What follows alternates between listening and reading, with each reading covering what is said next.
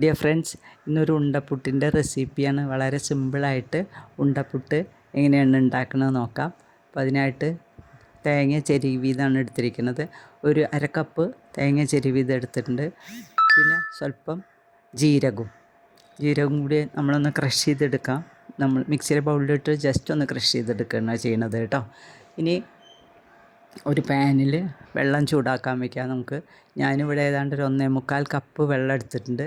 1.25 cup വെള്ളം നന്നായി തിളച്ച് വരുന്ന സമയത്ത് അതിലേക്ക് നമുക്ക് ക്രഷ് ചെയ്ത് വെച്ചിരിക്കുന്ന തേങ്ങയും ജീരകവും കൂടി ഇട്ട് കൊടുക്കാം. അപ്പോൾ ജീരകവും തേങ്ങയും വെള്ളത്തിൽ നല്ലോണം പിടിച്ച് വരുമ്പോൾ നല്ലൊരു സ്മെല്ലുണ്ട്.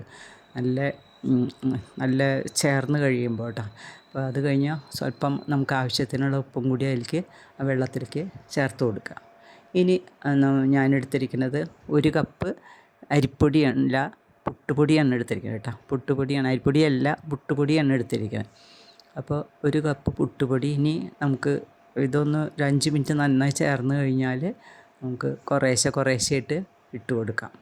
അപ്പോൾ അരിപ്പൊടി ഇടുമ്പോൾ ശ്രദ്ധിക്കേണ്ടതെന്ന് വെച്ചാൽ കട്ട കെട്ടാതെ കുറേശ്ശെ ഇട്ടിട്ട് ഇളക്കി കൊടുത്ത് ഒഴിക്കണം. കട്ട കെട്ടായിരുന്നു മാത്രം. നമ്മൾ കൊഴുക്കട്ടയ്ക്കൊക്കെ ഇടുമ്പോൾ നമ്മൾ അങ്ങനെ തന്നെയാണല്ലോ, അരിപ്പൊടിക്ക് പകരം പുട്ടുപൊടിക്ക് പകരം അരിപ്പൊടിയാണല്ലോ ചേർത്തണത്. അതേമാതിരി തന്നെ ചേർത്തെടുക്കാം. പിന്നെ അത് നല്ലോണം ചേർന്ന് കഴിഞ്ഞാൽ നമുക്ക് അപ്പം തന്നെ വാങ്ങണം. ആ പാത്രത്തിൽ തന്നെ വയ്ക്കരുത്, അപ്പോൾ വേഗം അത് ഡ്രൈ ആയി പോവുകയുള്ളൂ. നമുക്കിനി അത് വേറൊരു പാത്രത്തിലേക്ക് ഒഴിച്ച് വെച്ചിട്ട് പിന്നെ നമുക്ക് ഇത് കുറേശ്ശെയായിട്ട് ഉരുട്ടിയെടുക്കാവുന്നതാണ്. അപ്പോൾ ഇത് നമ്മുടെ പുട്ടിൻ്റെ ഇനി നമുക്ക് ഉരുട്ടിയെടുക്കുക വേണ്ടു. പുട്ടിൻ്റെ പൊടിയൊക്കെ അതിൽ ചേർന്ന് നല്ല ഇതായിട്ടുണ്ട്, സെറ്റായിട്ടുണ്ട്. പിന്നെ നമുക്കത് കുറേശ്ശെ നല്ല ചൂടാറിക്കഴിഞ്ഞ് നമുക്ക് കൈ കൊണ്ട് തൊടാൻ പറ്റുന്ന ചൂടാവുമ്പോൾ നമുക്കിത് ഉരുട്ടി എടുക്കാവുന്നതാണ്. പിന്നെ നമ്മളിത് സാധാരണമാതിരി തന്നെ സ്റ്റീമറിൽ വയ്ക്കുക, അല്ലെങ്കിൽ ഇഡ്ഡലി തട്ടിലാണെങ്കിൽ ഇഡ്ഡലി തട്ടിൽ വയ്ക്കുക. അങ്ങനെ അപ്പോൾ അതൊരു 10-20 മിനിറ്റോളം ചെറിയ ഫ്ലെയിമിലിട്ടിട്ട് 10-15-20 മിനിറ്റ് അത് വേവണം. പിന്നെ ഒന്ന് മറിച്ചിട്ട് കൊടുക്കാം കേട്ടോ വേണമെങ്കിൽ. ഞാനിവിടെ ജസ്റ്റ് ഒന്ന് മറിച്ചിട്ട് കൊടുക്കുന്നുണ്ട്. അപ്പോൾ മറിച്ചിട്ട് കൊടുത്തിട്ട് വീണ്ടും ഒരു 5 മിനിറ്റോളം ഒന്നും കൂടെ വേവിച്ചെടുക്കാം. പിന്നെ നമുക്കത് വെന്തോ നോക്കാനായിട്ട് ഒന്ന് കുത്തിയെടുത്താൽ അതുമ്മ പിടിക്കാതെ ഇരുന്നാൽ അത് വെന്തു എന്നർത്ഥം. അപ്പോൾ നമുക്ക് ഉണ്ടയൊക്കെ ഉരുട്ടി നമുക്ക് സ്റ്റീമറിൽ വെച്ച് ആവി കയറ്റി എടുക്കണം.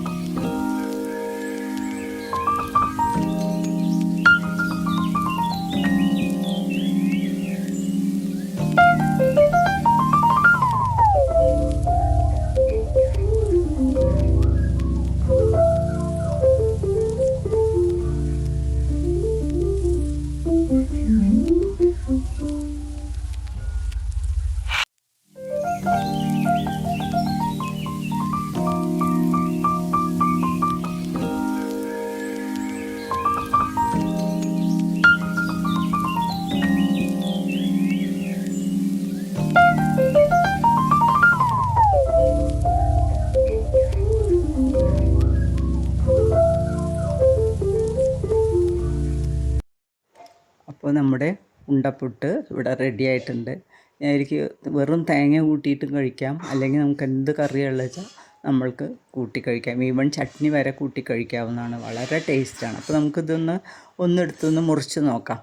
മുറിച്ച് നോക്കി കണ്ടാൽ വളരെ സോഫ്റ്റാണ്. നല്ല ടേസ്റ്റി ആയിട്ടുള്ള ഉണ്ടപ്പുട്ട് റെഡി ആയിട്ടുണ്ട്. അപ്പോൾ എല്ലാവരും ഒന്ന് ട്രൈ ചെയ്ത് നോക്കണേ.